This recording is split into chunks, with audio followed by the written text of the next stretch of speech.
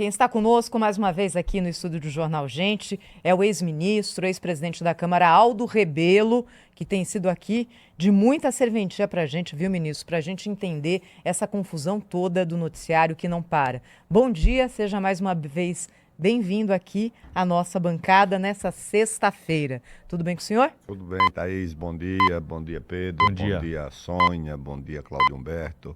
Bom dia. Aos nossos internautas. É de fato, né, uma situação muito complicada e muito difícil dos dias que estamos vivendo. Pois é, ministro, a gente aproveita aqui a sexta-feira para fazer um balanço da semana e o que a gente teve nessa semana foi muita coisa.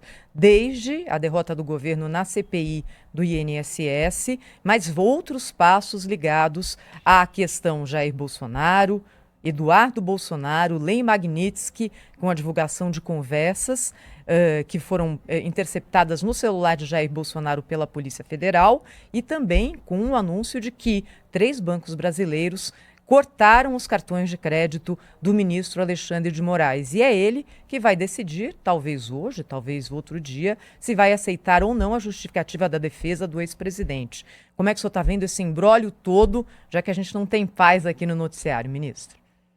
Thaís, as notícias ruins no Brasil estão se reproduzindo com uma rapidez cada vez maior.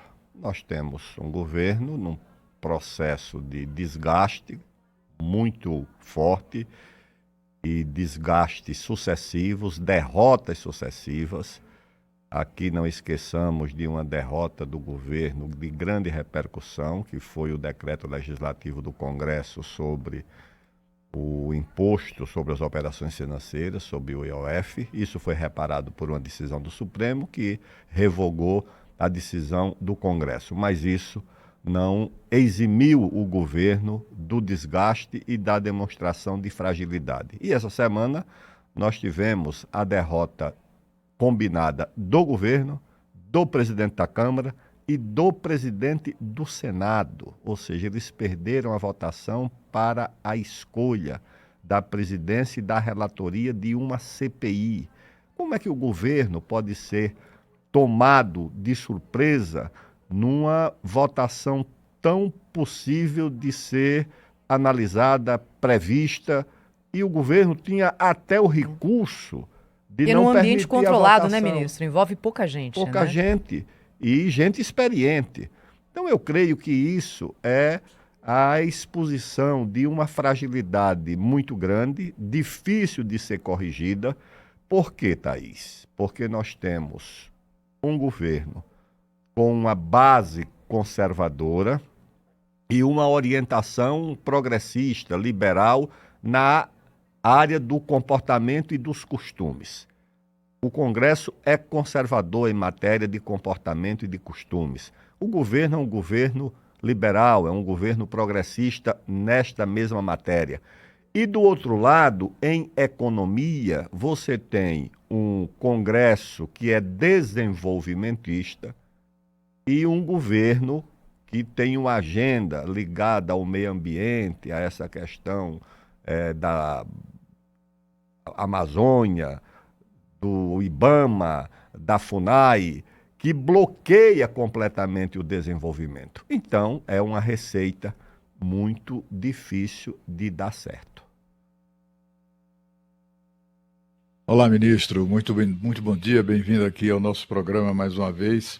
Eu gostaria de saber ou de pedir a sua avaliação como ex-presidente da Câmara dos Deputados, né, sobre o papel, ou talvez o papelão, que vem sendo exercido pelo atual presidente da Casa, o deputado Hugo Mota, né? A gente viu que ele está entre essas autoridades que foram desmoralizadas com a reviravolta na escolha do comando da CPI mista do INSS. E ele pagou o mico de haver publicado 2 dias antes, nas redes sociais, um post muito curioso em que ele diz assim: comunico a escolha do deputado fulano de tal para ser relator da CPI mista, etc. e tal. Informa o nome dele e tal. Como se fosse uma coisa uma imposição ali à representação da Câmara na CPMI. E deu deu para trás, isso simplesmente não aconteceu. Eu não imagino isso ocorrendo com um presidente da Câmara forte, como foi o senhor, como foi, por exemplo, vários presidentes, né? Cada um com suas qualidades, outros com muitos mais defeitos do que qualidades, mas eu duvido que isso acontecesse na presidência de Arthur Lira, de Eduardo como é que chama? Eduardo Cunha, né? Enfim, o senhor mesmo foi um presidente muito firme, muito prestigiado pelos colegas. O que é que está acontecendo na Câmara, hein, deputado? É crise de autoridade ou é falta de liderança mesmo? Cláudio, rigorosamente, você pode desenhar esse momento como a fragilidade não apenas da presidência da Câmara, demonstrada em episódios sucessivos, quando você teve o presidente da Câmara, do Congresso, convocados para uma audiência de conciliação no Supremo Tribunal Federal com o Poder Executivo, para que o Supremo pudesse decidir sobre algo que o Congresso já tinha decidido antes, que foi o caso do decreto legislativo sobre o IOF, o Imposto sobre Operações Financeiras. Eu nunca vi o Supremo, que é um poder derivado, cujos integrantes dependem de uma dupla indicação, que é a indicação do presidente da República, e o presidente da República tem que ter a sua indicação sancionada ou decidida pelo Senado Federal. Então, mas esse poder derivado, na prática, porque não é um poder eleito, termina se impondo ao Executivo e ao Legislativo. Então, isso já é uma demonstração de fragilidade. A fragilidade da própria instituição. Por quê? Porque ela não se impõe nem diante do Judiciário e nem do Executivo. Ou seja, é um poder completamente fragilizado. Eu nunca vi a indicação de um relator por parte do presidente da Câmara ser revogada num colegiado, que é um colegiado mínimo, que é o dos integrantes de uma CPI ou de uma comissão, como estamos vendo no presente momento. Agora, por que isso acontece? Porque a própria Câmara e a presidência da Câmara não se impõe diante de uma agenda que o país está discutindo. Ou seja, o presidente da Câmara tem que definir a posição da instituição, porque ele é quem tem a prerrogativa, a atribuição de organizar a pauta, a agenda da Câmara dos Deputados, e quando isso não acontece, ele tem naturalmente a sua autoridade diminuída, o que faz com que esse espaço de poder seja naturalmente ocupado por quem tem a iniciativa, ou a ambição, ou a ousadia de exercer o poder, que tem sido o Supremo Tribunal Federal. Muitas vezes em aliança ou cumplicidade com o Poder Executivo, como aconteceu no caso da decisão sobre o IOF.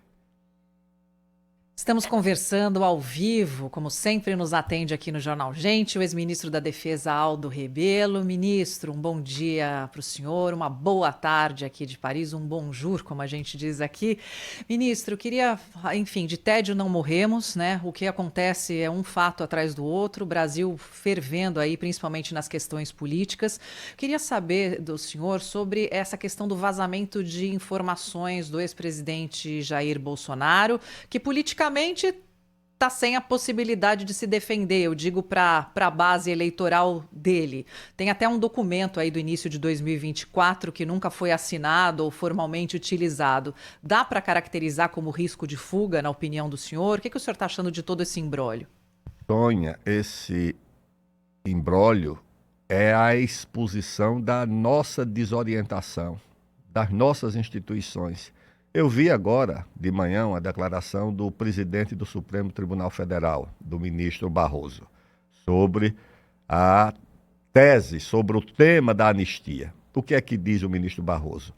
Que, no momento, discutir esse tema é impróprio porque não existiu julgamento.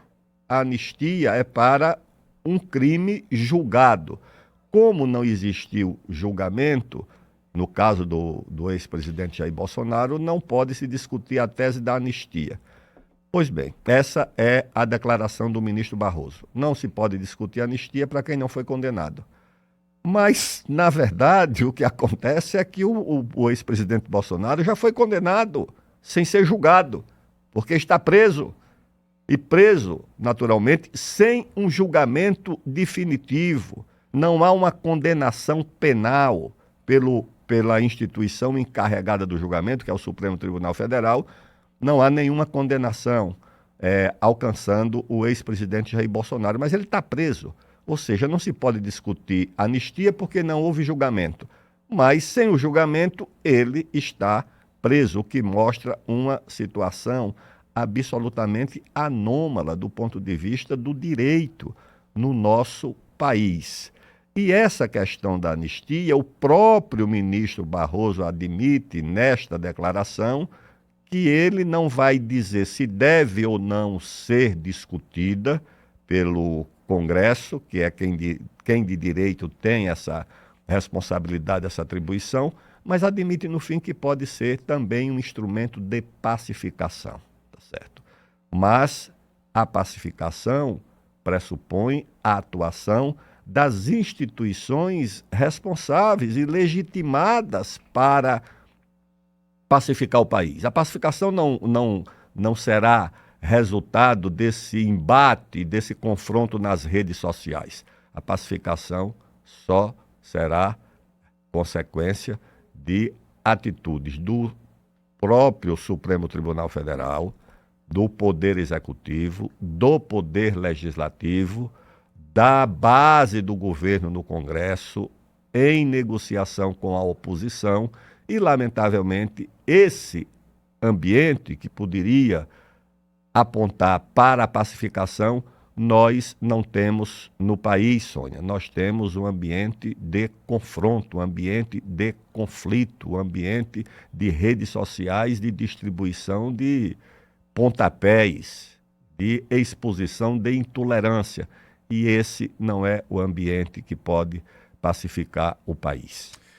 Infelizmente, né? Porque nós estamos acompanhando exatamente o oposto disso. Queria mudar de assunto, ministro, perguntar para o senhor sobre margem equatorial. No domingo, depois de amanhã, vai começar um exercício simulado com uma sonda da Petrobras lá no Rio Grande do Norte para tentar satisfazer o IBAMA e o Ministério do Meio Ambiente de que há, sim, condições seguras para a exploração do petróleo nessa região do Brasil.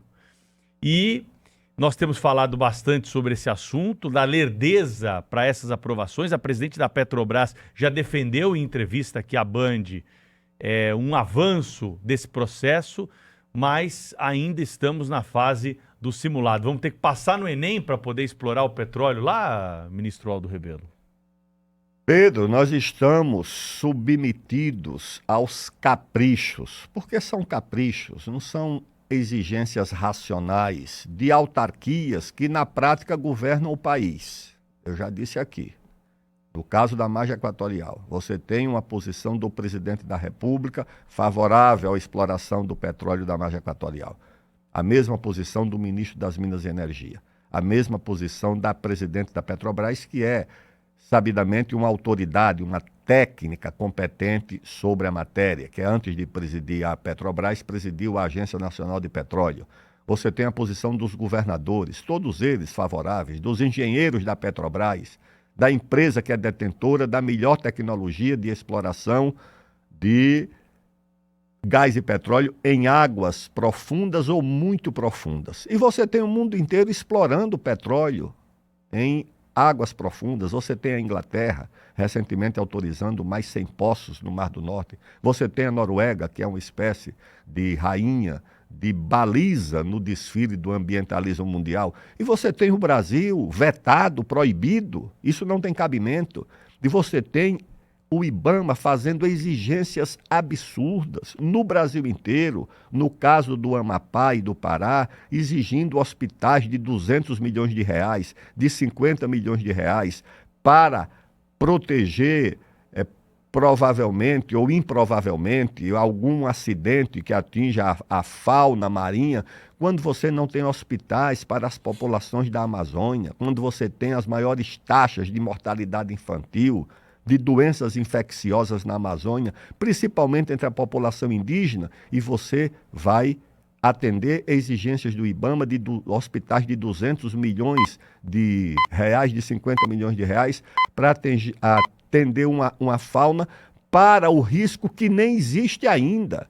Você teve no Paraná recentemente, segundo me contou o governador, exigência também para construir hospitais assim para atender a fauna, que até hoje não atenderam um único peixe, porque esse risco é muito remoto e muito difícil. Então, é uma situação inusitada, o que prova, afinal de contas, a tese que eu tenho defendido desde que passei alguns meses na Amazônia, em 2023, que na Amazônia nós temos o governo paralelo das ONGs, que governa o país de fato, porque governa de dentro das instituições do Estado. As ONGs governam o Brasil de dentro do IBAMA, de dentro da FUNAI, de dentro do Ministério do Meio Ambiente, de dentro do Ministério das Populações Indígenas, em parte de dentro do próprio Ministério Público Federal e do Ministério Público dos Estados. Então você tem um governo de direito, que é exercido pelo Presidente da República, pelo Congresso, pelos governadores, e você tem o governo de fato, que é exercido pelas organizações não governamentais, financiadas e muito bem financiadas do exterior, e que governam de dentro do Estado brasileiro, ocupando funções como tem ocupado em todas essas instituições, do Ministério Público, do IBAMA, da FUNAI, procurador que é membro de conselho de ONG na Amazônia. Quer dizer, isso aí não pode ter num país como o Brasil, e isso não pode ser aceitável. Ministro, deixa eu aproveitar aqui o embalo da pergunta do Pedro e tratar com o senhor de um outro assunto que agitou a semana, que foi, primeiro, a decisão da COP e depois o recuo de proibir que durante o evento em novembro, em Belém do Pará, fossem oferecidos alguns produtos que são símbolos da culinária local. E aí eu estou falando de maniçoba, estou falando de tucupi e principalmente o açaí. O açaí brasileiro, que é esse sucesso gigante no mundo inteiro. Aliás, os produtores sofrendo agora com o tarifaço dos Estados Unidos, porque muito açaí saía daqui para ir lá para cima. Só que a COP falou, olha, não vai ser permitido que esses alimentos sejam consumidos, porque há risco de contaminação. Aí teve uma grita, mas como assim? Se é o momento para que todo mundo conheça a Amazônia, conheça as riquezas da Amazônia, bem nesse momento não pode porque tem risco de contaminação. Aí o ministro do Turismo veio a público, falou, veja bem, não é bem assim, mas ficou uma mancha nesse episódio. O que ele mostra, na opinião do senhor?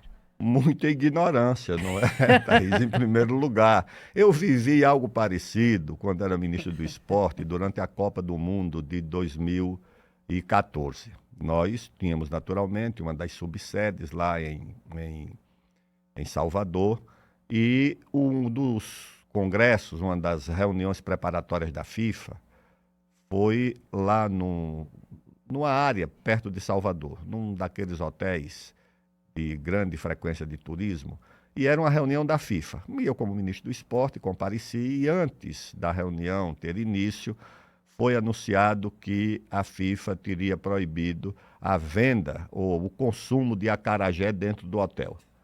Eu disse, olha, vocês podem proibir o acarajé em Londres, em Paris, em Barcelona. Agora, proibir o acarajé na Bahia é algo completamente inaceitável. E aí eles tiveram que recuar.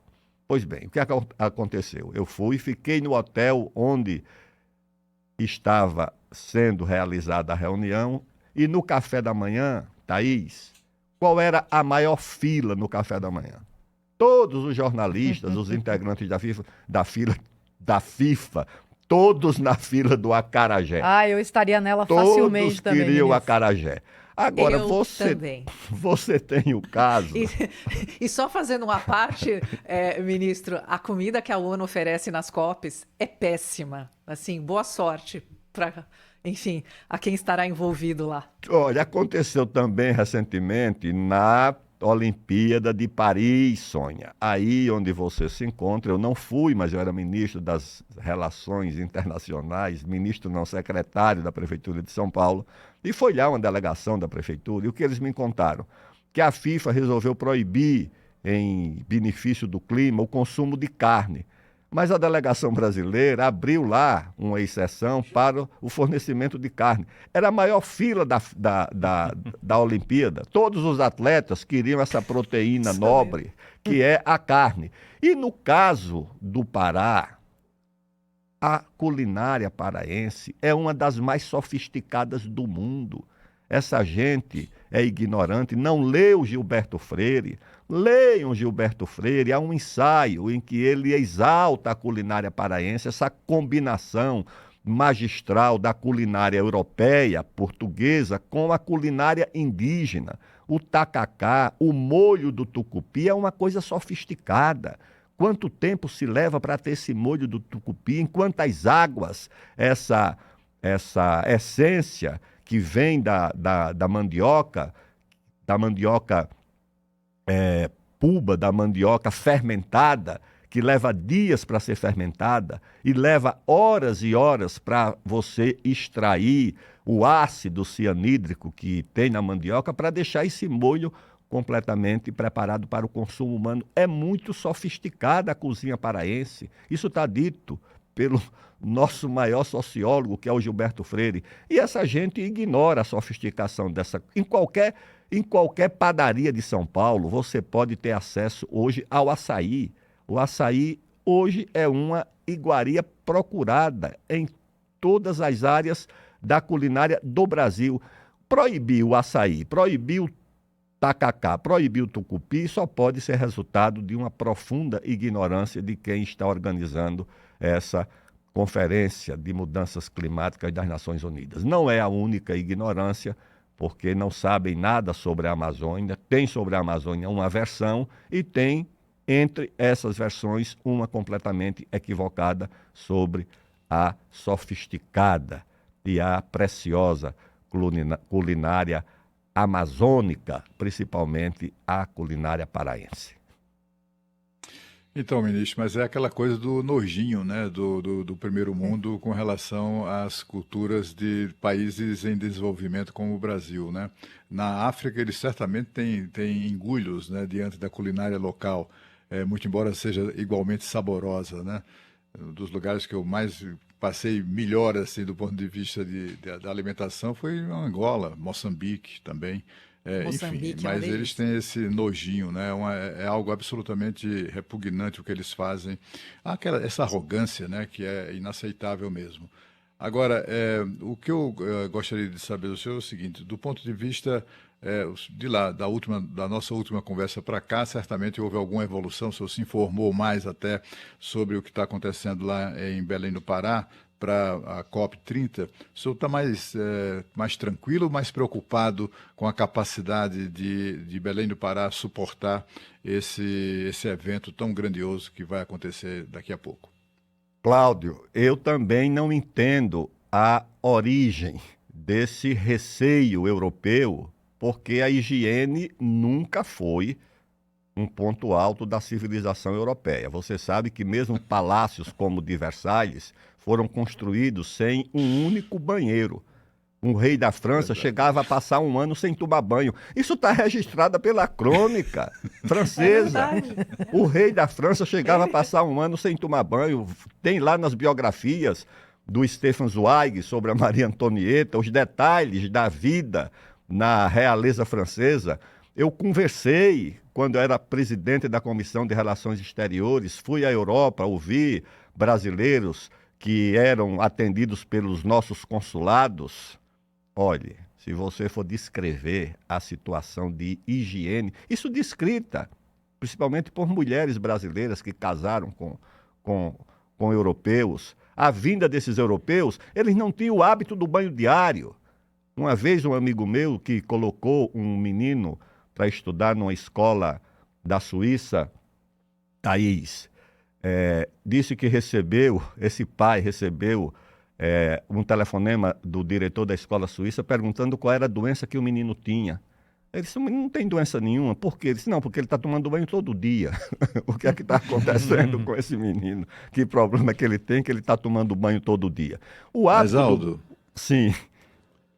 Não, só para lembrar, na Copa do Mundo da França, na mais recente, né, o governo francês distribuiu um manual que descrevia as características de cada povo, né, dos turistas que estavam chegando à cidade, etc.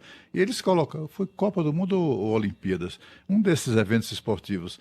E sobre o Brasil, dizia que o brasileiro toma banho demais. Assim, eles acham que nós tomamos banho todos os dias porque somos sujos. E eles que não tomam banho é que são limpinhos. Tá mudando essa mentalidade, gente. Ainda bem, tá mudando, tá mudando. Olha...